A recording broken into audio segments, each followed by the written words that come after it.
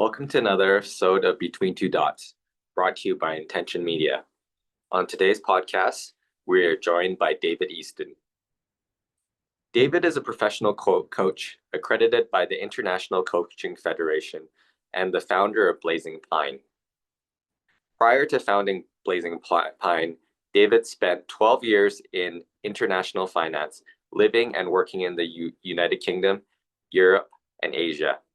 He was responsible for implementing strategy, growth projects, as with a particular focus on post-M&A integration.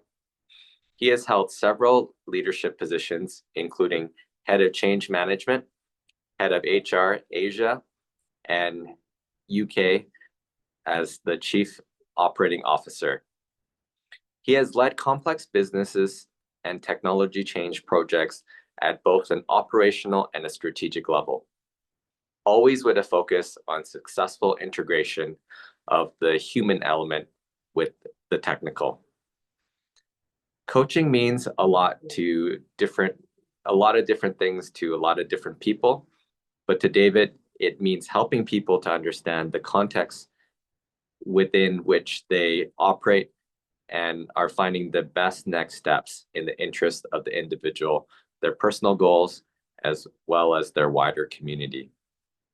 This was a good conversation with David. It was insightful to learn about his journey and how he got to where he has gotten to today.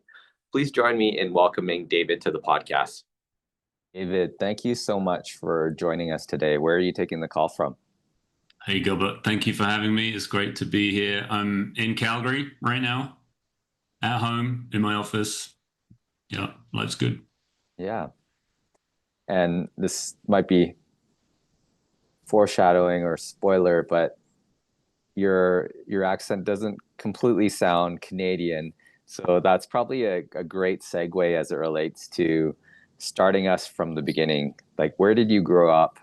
How did you grow up? Did you have any siblings? What were your earliest memories? I grew up tiny little village, southern England, near a town called Salisbury. Had a happy childhood, lots of freedom, lots of independence, out in the countryside. You know, nobody worried about where you were. I could just disappear for a whole day, and I had friends around. And yeah, that was my childhood. I got two older sisters. I'm the youngest, so again, another reason why I was probably given a longer rope. You know, they made all the mistakes for me. So from the UK originally, we've kind of lived a bit all over, but the accent's a work in progress. Yeah. A great accent. You have a nice cozy setup at home too. Like, are you usually working from home? Yeah, pretty much full time from home. Yeah. Okay, that's pretty cool. I had a question when you said where you're from. Is that the home of the Salisbury steak, or am I just like ignorant? So I think that the Salisbury steak comes from one of the Carolinas. There's a Salisbury, and I want to say South Carolina, and I think they invented it. Now, that Salisbury probably comes from the same Salisbury that my Salisbury comes from, because we were just here first. There's no change in that, right? But I don't think we can take credit for the steak. Gotcha. So I'm obviously not the first person that's asked you that, because you had a pretty good answer on point there. Well, let's go with I have extensive general knowledge. I prefer that explanation. All right. Nice. It's not true, but you know. Yeah. Yeah. What kind of population was that where you were growing up? Was it pretty rural, or did you have like a small town main street and one of everything, or what did that look like? One road in and out, the kind of road that makes anybody from Calgary immediately jump out of their car and start walking. You couldn't fit two vehicles down it. No line painted on it. More mud than tarmac. One tiny little village. Basically, I mean, I grew up in one of those kind of chocolate box houses you see with the thatched roof. That was my existence. But when I hit about 15 or 16, I couldn't stand up straight in it anymore. The ceilings are like down here. I think the population of the village growing up was around 100. It's tiny, super small. Yeah, everybody knew everybody. Yeah, it's still like that, to be honest. So, cool. Yeah. What did your parents do for a living then? My dad was a family doctor. My mum was a nurse. So, I mean, you can guess how they met. Um, at work, like most people, I think. Um, and yeah, I mean, we grew up in the same house my whole life. He was a doctor in Salisbury in the local town. So a real kind of one of those real sort of member of the community type jobs. You know, a lot of people knew him. When he died, a lot of people reached out to us. He was one of those kind of, you know, just local people whose name was known. Yeah. Yeah. Yeah, well, that's pretty amazing. I can just imagine 100 people and your dad's the doctor. Like, Yeah. yeah, like the hero of the town, right? A Everybody little knows bit. him for sure. Yeah, that's pretty incredible. Yeah, a Um, little bit. yeah, that probably made you pretty popular in the town as well too. Like, what was that like having the your dad as the doctor of the town? Kids are weird, right? So they make up their own realities, and I think a lot of kids thought that meant that I could help them when they were sick. Which of course I couldn't, because any child of a medical family will tell you that when you're sick, you get completely ignored. You know, mom, dad, I feel terrible. Well, you know, you'll be fine. That was all I ever really got. And to this day, you know, the idea of going to the doctor is pretty alien to me. It's like it's just not a thing you do. So yeah. That's funny. Like my dad's a mechanic, and people ask me like, "What's wrong with my car?" I'm like, I have Right. no idea."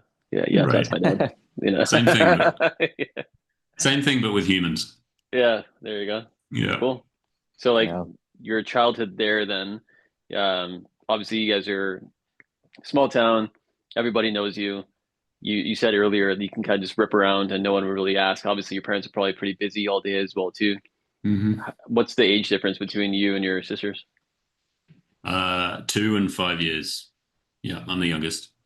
Um, so, but we kind of mostly sort of kept ourselves to ourselves growing up. I had my friend across the street, guy the same age as me. So, you know, that's all you need really when you're a kid, right? Is a buddy to share it with. And yeah, we had plenty in common, still do. So we were on our bikes, playing football, you know, the kind that you play with your feet. Um, yeah, out in the fields, playing army, all of that stuff, getting muddy, you know, just a real childhood. Yeah. Yeah, That's awesome. yeah. So where did your story go from there? Just growing up in this small town, and what led you other places? Yeah. One of our neighbors when I was growing up was a lawyer, and he had a Porsche and a swimming pool, and 17-year-old me thought those things were pretty cool. And I thought, you know, I wouldn't mind having a Porsche and a swimming pool myself. Um, so I thought, well, I'm going to study law because that's obviously how you get those things. And I didn't really think about it any harder than that. And I did my law degree. I went to Cardiff University, South Wales, and got to the end of that degree, and I enjoyed it, and I did well enough, but it was enough to tell me I didn't want to be a lawyer. I was wrong about that. And I started looking around for kind of what I was going to do instead.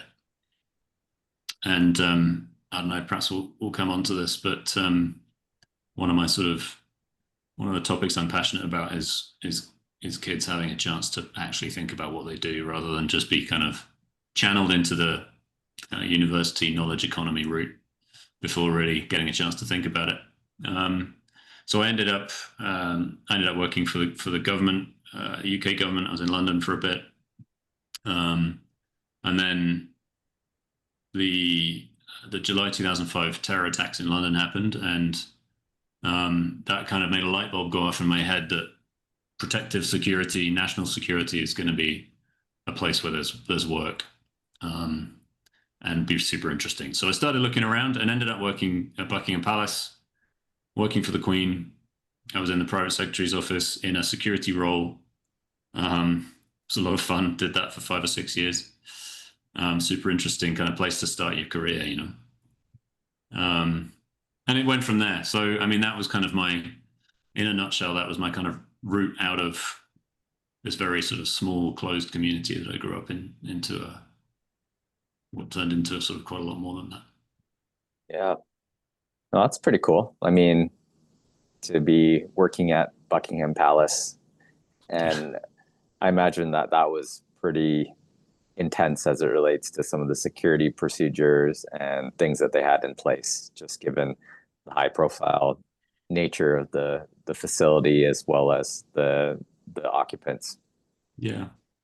Yeah, and at a time when there was an awful lot of paranoia around, partly justified. I mean, I think things have calmed down a bit now, but for a long time, we were all worried about international terrorism, right? And to be there in that period was, yeah, there were definitely challenging moments, and the motto in any kind of security profession is that you got to get it right every time, and they've only got to get it right once. So it's this kind of constant vigilance thing, and that brings a pressure. But it was a great environment. I had great leadership. I learned a lot. So I think at 21, 22 as well, you don't really feel that so much, right? You kind of still think you can do everything. I mean, you talked about how you ended up at Buckingham Palace, but okay, can you walk us through how that whole thing happened? Like, do you apply for this position? Were you headhunted? Sure. Like, how does that all happen? I'd love to say it was something cool, like somebody gave me a tap on the shoulder. I was on the tube, and someone sort of in a Mac, came and tapped me on the shoulder. But that's not how it happened. I applied for the job. It was a bit of luck. You weren't training in the park. They're like, hey, no, you. Nothing like that. No, I'm not sure they would have noticed me if I was doing that. It was a friend of mine who actually was applying for a job there, in a totally different area, and sent me the thing and said, "Have a look at this. What do you think?" And I noticed on the recruitment website that they had this position open as well. I thought, well, I may as well apply. And then there's obviously a process. It takes a little while, a lot of background checks, several interviews. Some interesting kind of things you get. You think it's all done, and then you just get a random phone call. They'll just ask you one little question, and they're looking for consistency in your story and all the rest of it, and in your background. But yeah, obviously it's very rigorous. But fortunately, at that point, I hadn't got myself in too much trouble, so I passed the background checks. Yeah, they just had to find one person in your hometown to vouch for you, or Totally. and then that would be like a statistically significant sample size, or whatever. Yeah, exactly. Yeah, exactly. You got it. That's so funny. What was the actual job title that you had there? I was the security coordinator. So it was a relatively new department. It had been set up in the wake of a few breaches that they'd had. And I think I was probably the third or fourth person to be hired into it. Interesting. Yeah, and worked across different parts of the security infrastructure to kind of tie them all together. Was, in a nutshell, was the job. But we did a lot of different things. Yeah. Okay. And then how long were you there then? And did you kind of see your career continuing with the organization, or or did you start thinking about other opportunities? No, I definitely knew I couldn't stay for too long. I've always said it's a great place to start your career and probably a great place to end your career, but you don't want to be there in the middle. I think there's a risk of getting stuck, and I was worried about that. I think it's not true for everybody. I don't want to speak for everybody, but for me that was a concern. So I knew I needed to start looking. I did 5.5 years. There's a saying around those parts. They say it's 2 years, 5 years, or life. Is the typical kind of, you stay for 2, or you manage to make it 5, or if you make it a 5, then probably you stay. And I was like, okay, so I've done 5, I need to start looking, and ended up actually through family friends of my wife, who is from Calgary. Met them over dinner one night, and was talking to him, and he said, well, do you know what, actually my boss is looking for someone who does something like what you do. And it's a private bank, and it's in Geneva. Why don't you come out and meet him? And I thought, well, I don't know anything about private banking, but the flight will be fun. Going to see Geneva, I've never been there. Why not? I'll go and meet him and see where it goes. So that was the transition into the next thing. Yeah. And what was the position exactly? Yeah, I was starting in their security team. Yep. And on paper, the idea was that basically the regulatory environment at the time was they were getting more and more focused on personnel security within the financial sector. And they wanted me to bring some of that experience across. And very quickly, it morphed into other things. So it was a very acquisitive organization. So the first thing I got involved in was an acquisition. They were buying another bank, and the way it worked at that time, I think still works, is that the systems all get shut down for a day while they kind of migrate all the positions across from the other bank. And my job was kind of planning for that one day. And if you can imagine, I mean, Gilbert, you definitely know, if you imagine like a bank shutting down for a day, what that actually means, it's a huge thing. So I didn't know very much about what I was doing, but I knew I needed to get the right people who did know what they were doing together and organize them. And I had those skills. So that was what I kind of leaned into. And it went well enough that I stayed. I wasn't immediately fired. And ended up having an amazing sort of 12-year career there with that organization, moving all over the world, different places, different jobs, learning a lot. And I think by the end, I knew a little bit about financial services, still not that much, but I did my best. Yeah. Yeah.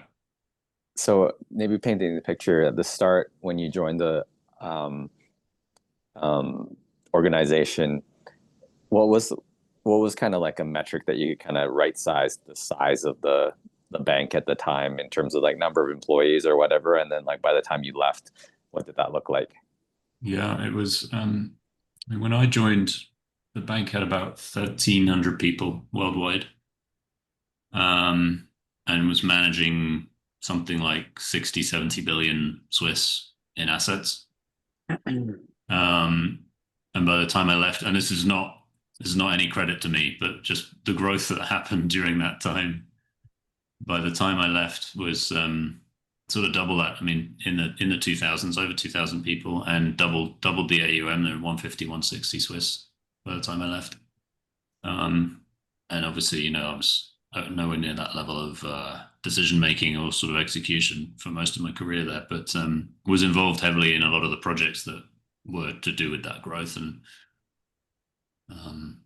particularly in the kind of people side, getting people across the line to sort of understand what had happened to them, why their employer had been bought, and what that meant, and what was about to change. Interesting. Yeah. So, like, just to recap, like, I guess you completed your law degree. You didn't want to go into law. You got into Buckingham Palace, got into security, started working at a bank, but then you start doing M&A essentially, and operations and other things. Yeah. It just seemed like that all kind of like what was kind a little of suspicious. Well, do you work for the MI5 right now? So it's not the first time I've been asked that, and it's not the first time I won't answer it. I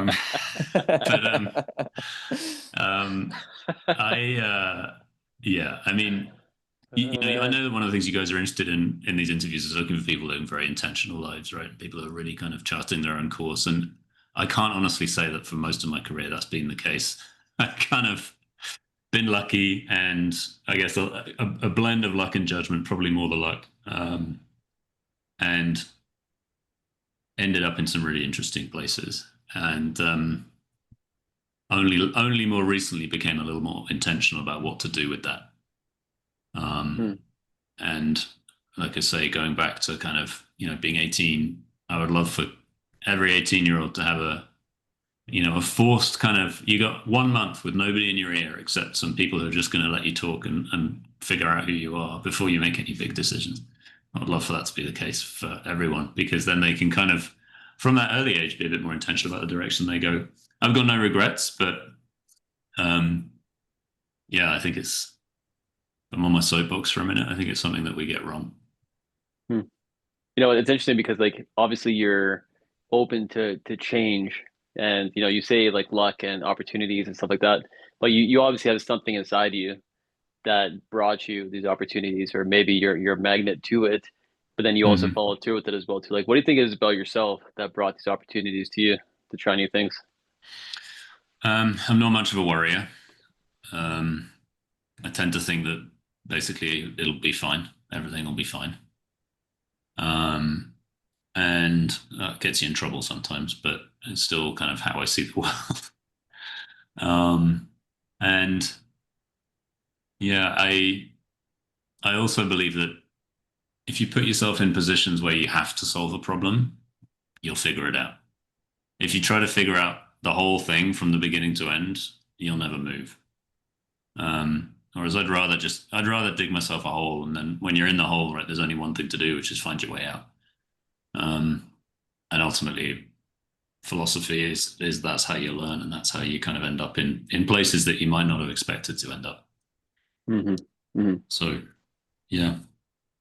Yeah. All right. So you're not afraid to play it safe. You want to get in there and just figure it out and put yourself in these tough situations, and with the right attitude of like it'll be fine. It'll be That's fine. Yeah. yeah. That's It's an really not. interesting like equation. Like Yeah. let's just do some hard shit and have the attitude of like we'll figure it out, and then you Yeah. just do it. Yeah. But that's humans. There's nothing special about me. You put people in a tough spot and they'll find their way out of it. Mm. Um, the worst thing that can happen to anybody is that life's too easy and you don't have any big problems to solve. Yeah. What I've found from some of my client work is that those are the hardest spots to be in of all. Well, maybe that's a good segue. I mean, so you're at this bank. You spent 12 years of your life there.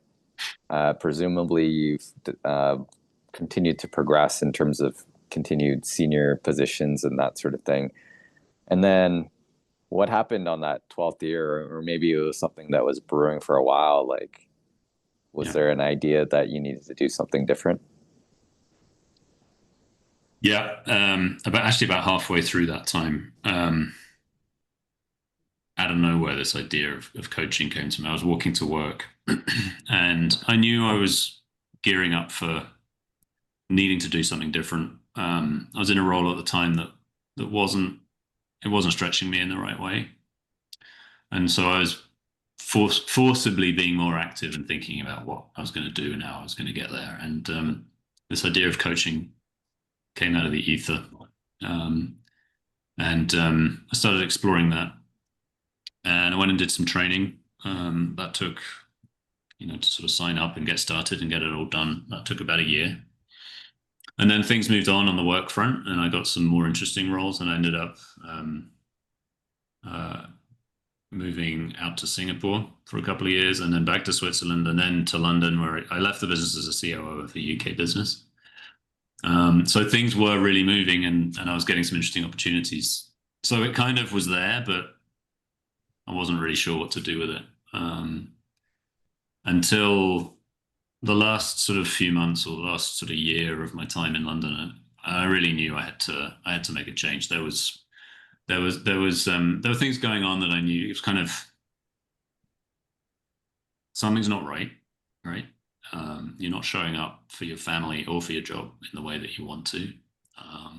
Some of the kind of classic signs of burnout, working extremely hard and on some not particularly fulfilling stuff at that time as well. And it was having an impact that I didn't like. And it was around that time I was going, okay, so something's got to give. And the pieces started to fall into place, and talked to my wife, and she's always been incredibly supportive. And I said, look, we've always thought about this idea of moving to Canada. Let's do it. Yep. It's time. And sorry, you mentioned this, but your wife has family in Canada. Is that kind of the connection there? Yeah, she grew up in Calgary. All her family, she's got a big family.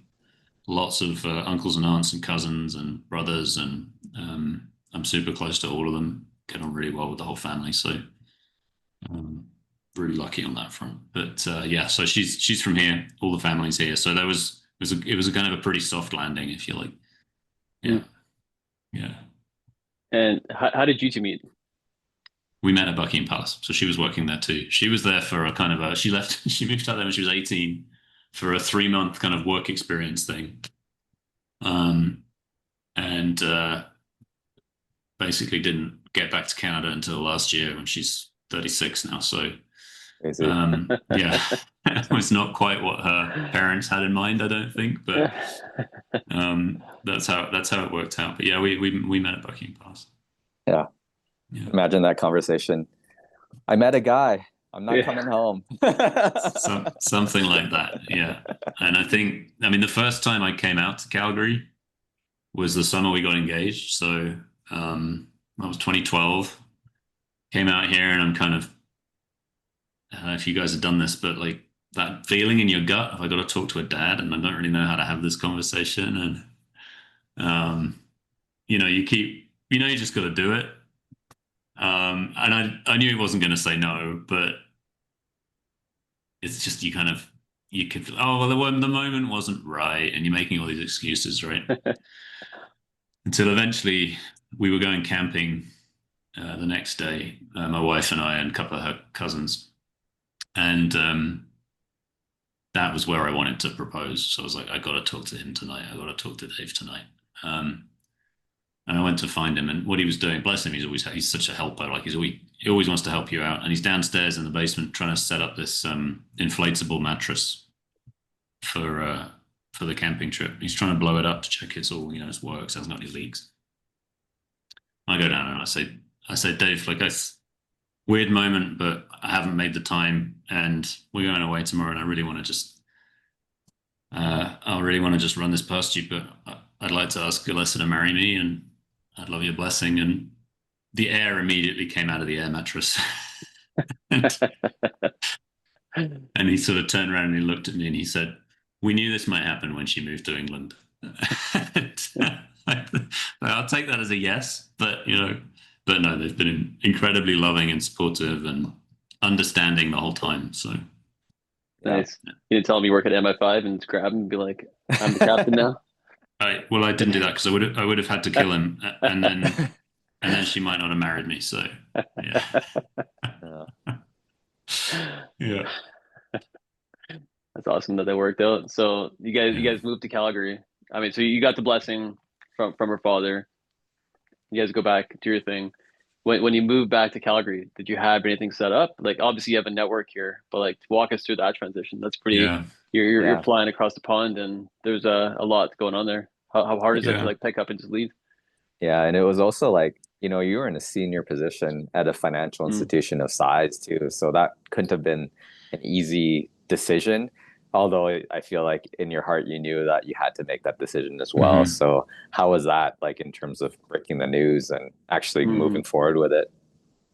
The hardest part was telling my family in England, because obviously it meant for them not seeing my kids, my mum not seeing her grandchildren so often, cousins and my sisters and so on. So that was actually the hardest part. Leaving the job was not emotionally difficult at all. I was so convicted that it was the right thing. I knew that there was a path being laid out for me, and I just had to take it. I had people saying to me, well, you're crazy. You don't have a network out there. Why are you doing it out there? Just do it in London and then see how it goes. But I mean, when you feel sure about something, it's different, right? I just had that conviction that I could make it work. And getting out here, we had a big kind of personal family network, but from a business perspective, it's been a process of really leveraging the network that I do have, and then working hard to build a network more locally as well. Which, to be honest, has been not as much of a challenge as I expected it to be. There have been challenges elsewhere, but it's one thing I say to anyone who's thinking about a similar transition and is worried about network as a potential kind of limiting factor. I go, your network is better than you think it is. When you actually reach out to people and tell them what you're doing, especially if you're doing something with a lot of intention, and you're doing something that a lot of people might wish they could do themselves, Mm. they kind of want to help. And, you know, I've had as many friends say, I'd love to like join one of your courses or like sign me up for a few months just to get the ball rolling. And that's turned into other things then. So, you know, I always say to people, you got more of a network than you realize. It's just as an employee of a company, you don't really have to use it. It's social, but it's not necessarily commercially a factor. It's a different kind of pressure. This episode is brought to you by Bloom Benefits Group. Bloom Benefits is disrupting employee benefits by rethinking the status quo. They provide exceptional customer service while saving you money. Bloom offers group benefits and retirement products, health and wellness accounts, executive benefits, life insurance, and disability and critical illness. Available to companies across Canada, Bloom helps clients save money without interrupting current plans. Check them out at bluebenefits.ca. Young professionals, families, and entrepreneurs. What makes Zelos Investment Counsel different? Our independence, client focus, and access. Zelos Investment Counsel is independent from banks and brokerages, which ensures clients' best interests are served without corporate conflicts. We are fiduciary portfolio managers with a duty to clients that doesn't exist in the brokerage model. At Zelos Investment Counsel, we exist to care for our clients, and every day we strive to help our clients reach their goals.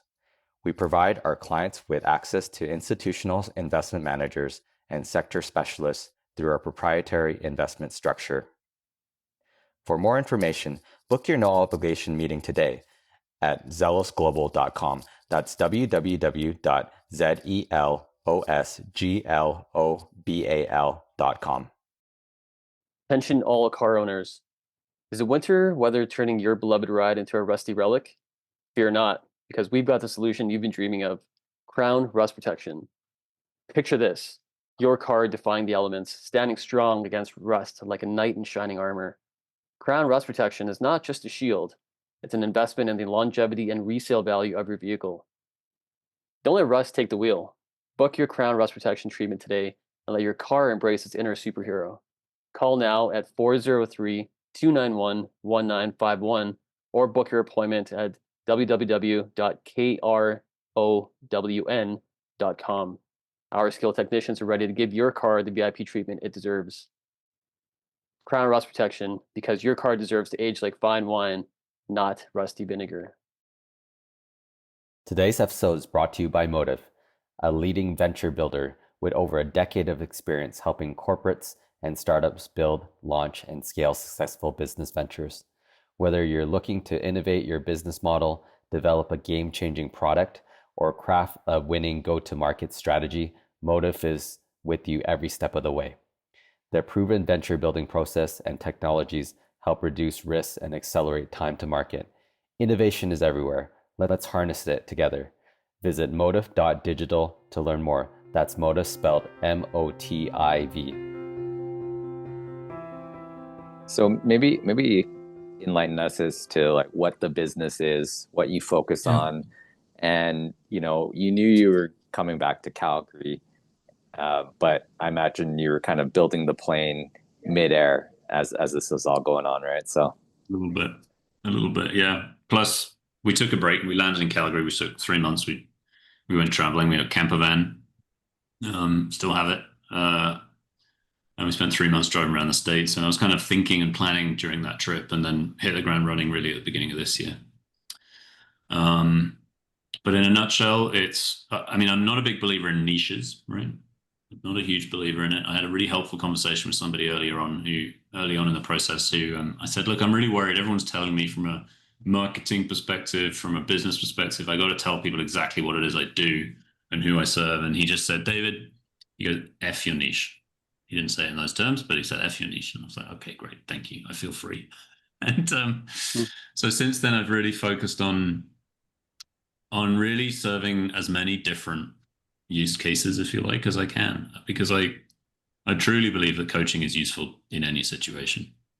And I have a very broad experience from what I did within my career before that, because I didn't just do one job for 12 years. I had lots of different roles.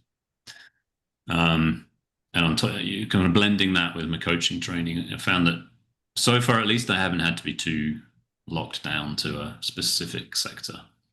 That said, I have some areas of interest. So one of my kind of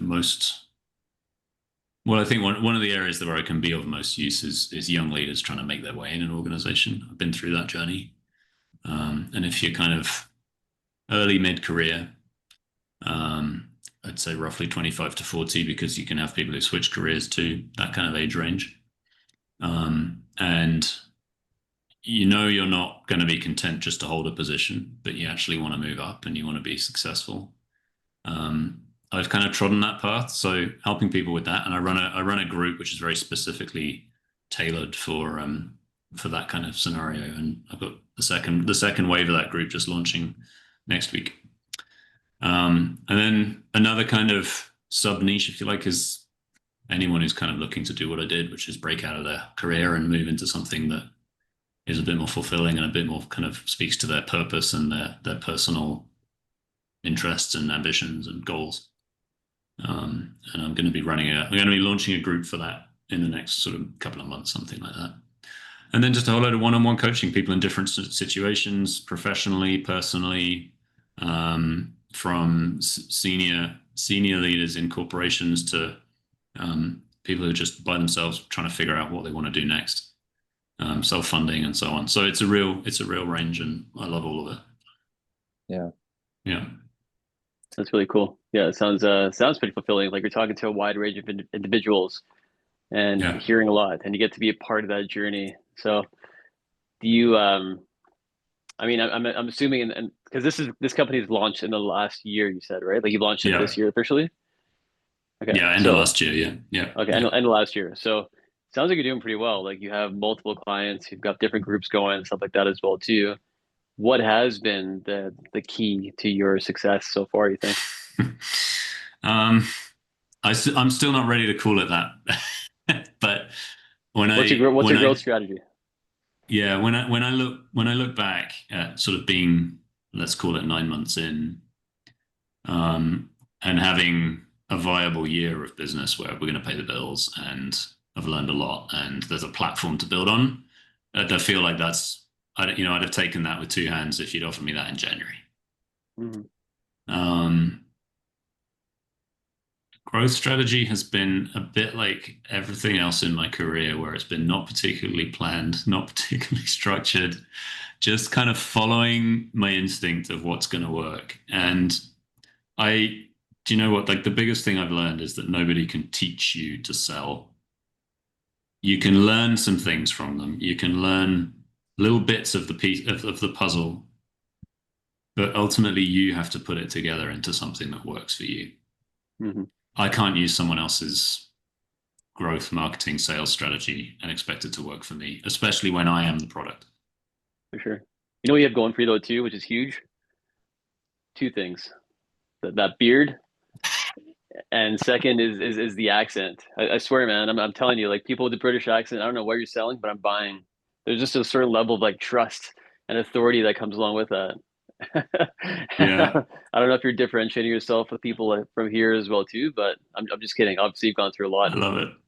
Yeah, but that's pretty cool, man. Good for you for growing it this much and just kind of doing what you love. That's awesome. Yeah.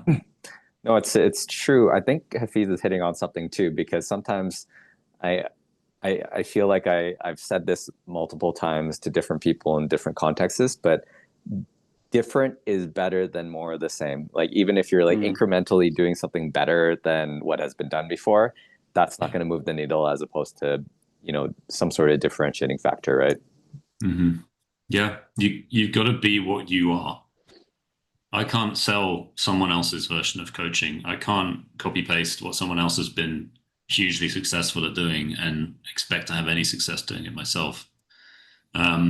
Now, the kind of kicker is that therefore obviously takes a bit longer, because it takes a little while to sort of define what you are, what your voice is, what your kind of, again, not my niche, but the thing that people come to you for. It's a slightly longer process, but like I say, I gave myself a year. One of my things with anyone who's trying to set something up, I say, You don't have to figure this all out. You just got to decide, number one, how long can you give it a go before you have to give up and go and try something else? That's the first thing you got to figure out. And for me, I said 12 months. If I can make this work within 12 months, then I can keep going. If after 12 months within that period, it's obviously not working, I know I'll have to go and figure something else out. I can't just keep trying forever. So 12-month window, fine, give yourself a year. And then, of course, what happens is halfway through the year, it's not only at the end of the year that you have the answer. It's halfway through that period, or at some point during that period, you know how it's going, right? You get a sense. You get a sniff of I'm onto something. I can make this work. So I'm at a point now where I can go, right, I'm definitely doing this to the end of next year. And we build from there. And then, the theory goes, at least in my head, that the more you keep going, the longer that window gets. Like I say, I just have this feeling. You put yourself in the situation and then you figure out what the problems are and you solve them. Mm-hmm. Yeah. I'm sorry, go ahead again. I was just curious what your goal is and the intention behind this company. Obviously, you were seeking to do something more intentional and meaningful from a career perspective.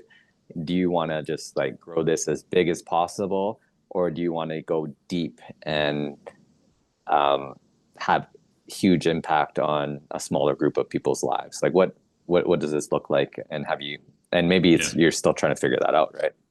Yeah. Right now, my answer is definitely more of the latter. I'm not trying to make millions of dollars. I'm not trying to be Tony Robbins. I'd fail if I tried.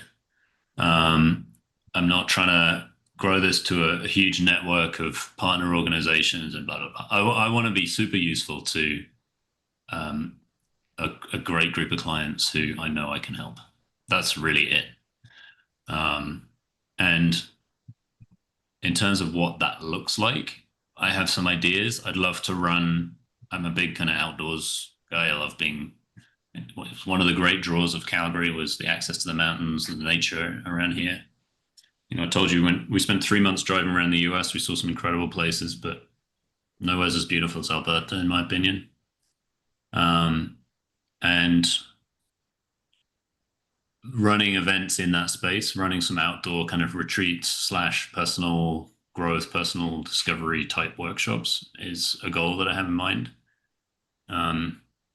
That is a follower problem more than a sales problem. So it's something that I see growing over time. And I'm kind of allowing it to happen rather than very intentionally kind of attacking that as a goal, if that makes sense. I just want to have a good life. I just want to enjoy my life and be useful. That's really it.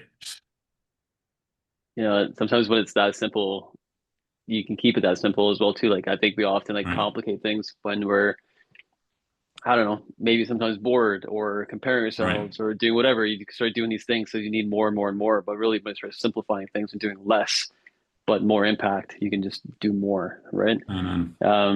I'm curious about I'm a big proponent of nature and camping and being outside, and like clarity through nature definitely helps, right? Yep. I'm curious how you make decisions, like when you're on this road trip for 3 months. What are you jotting down? What does that look like? Are you just like mapping out what your future looks like, or do you have like a pros and cons list? Like, what does that decision making matrix look like? So I don't know if you guys know the Clifton Strengths model. I would like massively encourage you to go and do a Clifton Strengths test. So like a personality test?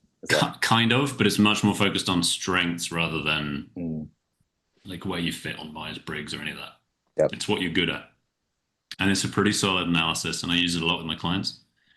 And it'll give you a top 5. There's 34 of them. You can get the full report, or you can give them a top 5. And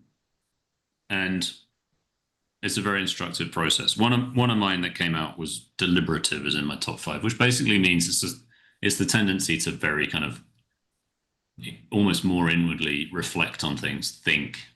You decide by thinking. And I am a thinker. I'll just spend time in my own head trying to figure something out, and then I'll kind of bring it to the people who I trust and the people who I feel are qualified to speak on that situation. So I'm a big thinker. You mentioned if he's jotting it down 100%, especially through the process of quitting this job and moving into building my own thing. That process was supported by a notebook that I still have. It sits right there, and which contains, it's not a journal, but it contains every kind of important factor that needed to go into that decision. And again, anyone who's looking at that kind of transition, they need to be making notes as they go because it's personal to everybody. Mhm. So yeah, just making those decisions is, I'll ruminate, basically. I'll just sit and ruminate, which has got harder since phones came along, but that's the same for everybody, right? Yeah. You look like you're quite well read, just given the bookshelf and the books in the background there. What are the top 3 books that have changed your life and why? Wow, top 3. So, um,